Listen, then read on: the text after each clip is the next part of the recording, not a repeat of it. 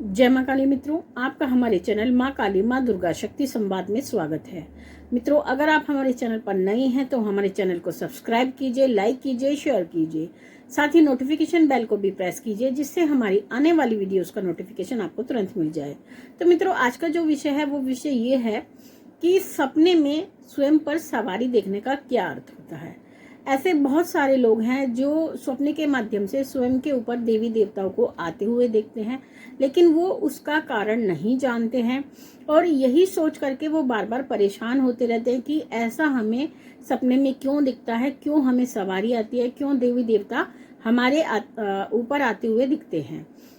तो ऐसा क्यों होता है? विशेषतः ये चीज उन लोगों के साथ होती है जो पूजा साधना के मार्ग में होते हैं, या फिर उनके ऊपर कोई दिव्य कृपा होती है, या उन्होंने अपने पूर्व जन्म से कोई कृपा अर्जित की थी, लेकिन ये जन्म होने के बाद क्योंकि हमारी विस्मृति हो जाती है, हमें कुछ भी पूर्व जन्म का याद नहीं रहता।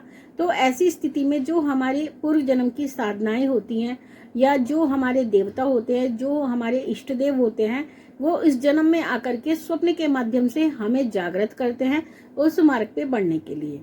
तो ऐसी स्थिति में हमें इस प्रकार के स्वप्न आते हैं और देवता चाहते हैं कि हम साधना के मार्ग में बढ़ें और जो हमारा कार्य है, जो हमारे जीवन का उद्देश्य है, हम उसको प्राप्त करें। तो इसी कारण से ये सब चीजें होती हैं। तो ऐसी स्थिति में हमें स्वप्न के माध्यम से ईश्वर संकेत देते हैं और स्वप्न में हमें सवारी दिखाते हैं। तो जब वो सवारी दिखाते हैं तो सवारी का यही अर्थ होता है कि आपको आध्यात्म में आगे बढ़ना है।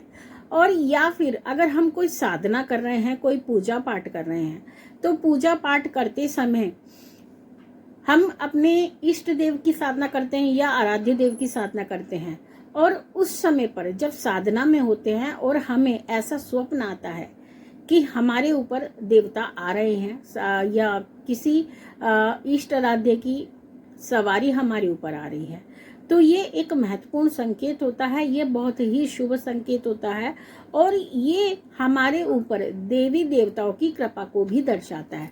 अगर आप साधना में हो और सवारी को देख रहे हो तो इसका अर्थ ये है कि आपके ऊपर देवी देवता की कृपा बन चुकी है। इसी कारण से आपको स्वप्न में ये सवारी आती हुई दिखती है। और सबसे महत्वपूर्ण जो बात होती है स्वप्न में सवारी का देखना, जब आप साधना में होते हैं और उस दौरान आप देख रहे हैं कि सवारी आ रही है, तो ये आपकी साधना का बहुत अच्छा संकेत है और सफल होने का संकेत है कि आपकी जो साधना है वो अच्छी प्रकार से सफल हो रही है और देवता के द्वारा स्वीकार हो रही है। ये भी इसका एक मुख्य कारण होता है जो स्वप्न में आप सवारी देखते हैं। या अगर आप किसी भी अपने इष्ट देव की, आराध्य देव की साधना करते हैं, पूजा करते हैं, सामान्य जीवन में करते हैं, नियमित रूप से करते हैं, तो ऐसी स्थिति में भी सवारी देखना एक सामान्य सी बात हो जाती है, क्योंकि देवता कृपा करना चाहते हैं और आपके जो आपका शरीर है उसको माध्यम बनाना चाहते हैं। इसी कारण से बार बार वो आपको ऐसा स्वप्न देते हैं। लेकिन अब ये बात आती है कि जब हमें बार बार ये स्वप्न आ रहा है तो क्यों ये स्वप्न हमें आता है? क्या इसके पीछे कोई विशेष उद्देश्य होता है जो ये स्वप्न हमें बार बार आता है? जी हाँ, इसके पीछे बहुत ही महत्वपूर्ण उद्देश्य होता है और उद्देश्य ये होता है कि कभी ना कभी आने वाले समय में देवता आपके ऊपर सवारी अवश्य ही लेंगे, लेकिन उसका कोई समय निश्चित नहीं है कि वो कौन सा समय होगा जब देवता आपके ऊपर सवारी लेंगे। वो चाहें तो स्वप्न के बाद 1 महीने बाद भी ले सकते हैं, 1 साल बाद भी ले सकते हैं, 10 साल बाद भी ले सकते हैं, या 20 या 30 साल बाद भी ले सकते हैं, लेकिन उसका कोई समय निर्धारित नहीं है, ना ही आप उस समय को जान सकते हैं। वो समय माँ भगवती के अधीन होता है, माँ भगवती की इच्छा पर निर्भर होता है कि कब वो आपके शरीर पर सवारी लेंगी, या आपके इष्ट आराध्य या कुल देवी देवता या पितृ महाराज कब वो आपके शरीर पर सवारी लेंगे। लेकिन हम हमेशा एक बात कहते हैं कि जब भी देवता आपके शरीर पर सवारी लेते हैं तो आप इस बात का विशेष ध्यान रखना कि आपको अपने घर को मंदिर समझना है। अपने शरीर को मंदिर समझना है और अपने घर को भी स्वच्छ रखना है और अपने शरीर को भी स्वच्छ रखना है। अगर सवारी आने के बाद आप सवारी के नियमों का पालन नहीं करते हैं तो सवारी आपकी अशुद्ध रहती है, शक्ति आपकी अशुद्ध रहती है, और जो अशुद्ध शक्ति होती है ना तो वो आपका कल्याण करती है और ना ही संसार का कल्याण करती है।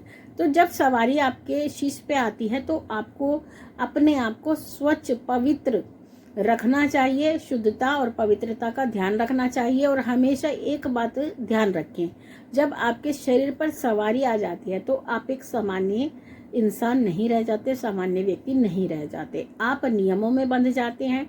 देवी देवता नियमों पर चलते हैं और वो आपको उन नियमों पर लेकर जाते हैं। अगर आप नहीं करेंगे उन नियमों का पालन तो वो क्या करते हैं, वो आपको दंड भी दे सकते हैं, वो आपके घर में कोई परेशानी भी कर सकते हैं, या फिर अगर आप अपनी सवारी की मानता नहीं करते हैं, उनका सम्मान नहीं करते हैं, तो फिर सवारी जो है शरीर छोड़ करके चली जाती है।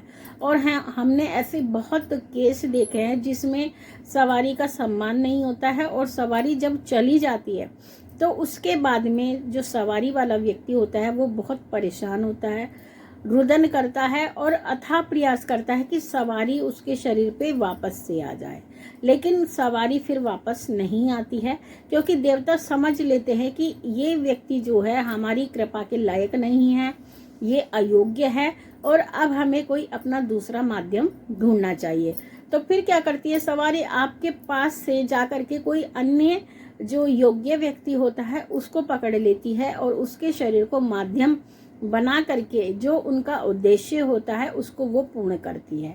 तो ऐसी स्थिति में सपने में जो सवारी आती है उसमें हमने 90% केस में सवारी को शरीर पे आते देखा है। पहले सपने में ही सवारी दिखती है, उसके बाद ही वो आपके शरीर पर आती है।